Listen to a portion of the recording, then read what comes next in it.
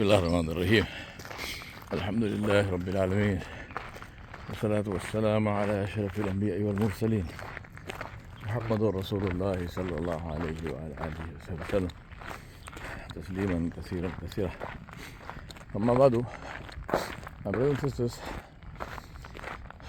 once again in Ashley Reservoir, so flocks of geese and doing what geese do, which is, you can see, they have appended themselves to get at the grass and stuff and the weeds at the bottom. And everyone in the universe is engaged in amal, in action. Nobody is sitting still. As they say, in the morning when the sun rises, whether you are a lion or if you are a gazelle, you start running. Because if you don't run, you die. You get eaten or you starve. And that's the secret of success, is start running. Action. I remind myself and you that we talk about the dawah of Rasulullah sallallahu alaihi wasallam. But reflect on, think about this. 40 years before he preached a single ayah. Rasulullah sallallahu alaihi wasallam was born in Makkah. He lived in Makkah. He was a toddler and a teenager in Makkah. He was a young man in Makkah. He was in his 30s in Makkah. It's only when he was 40 that he received the first wahi. Now, during all these years, he lived in a society which was, if anything, more promiscuous, more permissive, more vice-filled than absolutely anything that we know even today. Because in Makkah of that time, prostitution was not only legal, but it was so common that we know the hadith of Sayyidah Aisha Siddiqah radhiyallahu anha. She said that if a prostitute became pregnant, then she would just come out and she would just point to a man and say, he is the father of the baby. And the man accepted. No one even contested that and said, I'm not the father. Now obviously this was before DNA checks and whatnot, so, no one castigated or criticized the prostitute and said, well, how could you do that? It was accepted, it was normal. And the reason the man, whoever it was pointed at, accepted was because he couldn't be absolutely certain, but it would have been this lady was somebody he would have visited. So he said, okay, so maybe it happened. So the point is that permissiveness and promiscuity was at that level. Alcohol flowed through the society like water. Almost everybody, illa mashallah, there were some of the Sahaba who were not, but otherwise almost everybody was what today you would call an alcoholic at some stage of alcoholism. To the extent that we have the saying and the qawl of Sayyidina Umar ibn al-Khattab radhiyallahu anhu, where he said that if Islam had not come to me, if I had not come to Islam, he said I would have died either because of the effect of alcohol, or I would have died in what we would call today a bar fight. I would have got into a fight because of these other people who were drinking, and I would have died. He said Islam is what saved me. So this is how common these things were, and this is how evil society was. In that society, Rasulullah sallallahu alaihi wasallam, long before he declared prophethood, got the title As-Sadiqul Amin, the truthful and the trustworthy. He did business, and he became known as a good businessman. But there were many other good businessmen. So he didn't stand out as the best businessman in Makkah, the businessman who made the most profit, the businessman who accumulated the most capital, the businessman who had the biggest caravans. No, he got identified as the most honest businessman, the businessman with the highest integrity.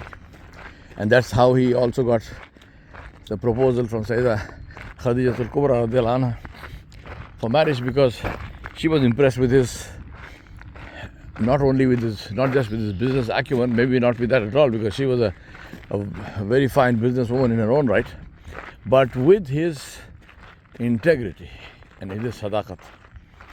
His title of Sadiqul Ameen, it should be noted, remember, that he got it before he announced his prophethood, he got it before he announced Islam, and it's remained with him lifelong, to the extent that even when people went against him because of Islam and they planned to kill him and so on, even at that time they had given into his safekeeping their valuables. And when he left Makkah to go to Medina, he left Sayyidina Ali bin Abi Talib radiallahu anhu with those things, and he said, return these to their owners because I can no longer take care of them. The point I want to make for myself and you is that to impress Islam upon people, to open the hearts of people to Islam, you don't always need even the kalam of Allah. Many times a simple receipt, a simple business transaction receipt is enough. May Allah forgive us, this is where we fall down. Because today, if you ask the general population their problem with Muslims, almost invariably people will talk about our muamalat.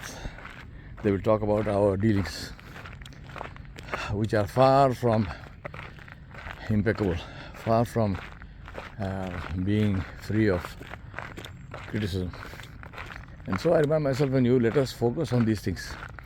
It's not simply enough to, make hifz of Quran and so on. Not as if people are doing that either, but I'm just saying that, we don't even pray 5 times a day, forget about it. So let us focus on our ibadat. Of course, ibadat are absolutely critically important. Let us focus on the quality of the ibadah, not taking pictures of yourself in Umrah with the Kaaba as your backdrop. See the lack of adab. See the absolutely, disgusting attitudes that we have got into, where there is no hurmat of anything, there is no, sanctity and glory and majesty of anything, including the house of Allah. So the Kaaba is only good as a backdrop for a picture of a person who is holding up his hands in, dua pose, so that somebody can take a picture of him. He's not even making dua, he's just holding up his hands for somebody to take this picture. I mean, how evil and disgusting is that? And my idea of saying this here is because if you go for Umrah and if you go to the Kaaba, please don't do any of this. Focus on your ibadah, focus on getting close to Allah subhanahu wa ta'ala. Make shukr to Allah subhanahu wa ta'ala that He gave you the opportunity to be there, and take full advantage of that instead of taking pictures and so on. Make it haram upon yourself to pull the camera, to pull the phone out of your pocket. I mean, I would say just leave the phone in your hotel room or something, but even if you are so wedded to that, you must carry it in your pocket, or maybe you want to call somebody or somebody has to find you. Keep it in the pocket, let it stay in the pocket until you get back to your hotel room. Do not take it out in the Masjid al-Haram or in the Haram Sharif of Medina. Do not touch the phone.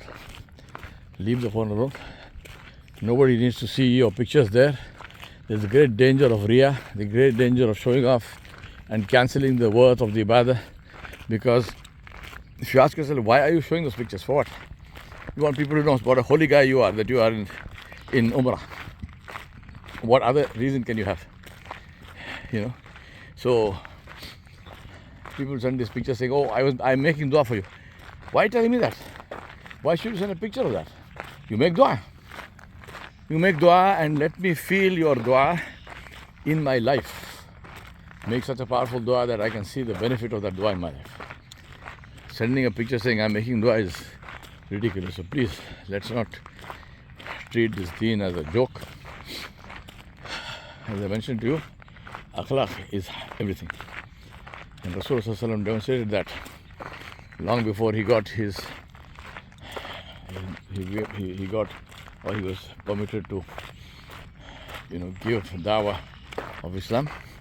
He already had a reputation for being the most truthful and the most trustworthy person in his community. And that's what I need to look at. That's what I request you to look at. How am I viewed? And again, I don't mean now go look for Facebook likes. I'm saying, what is my reputation in the community? Am I trusted? Am I somebody who is respected for his virtues?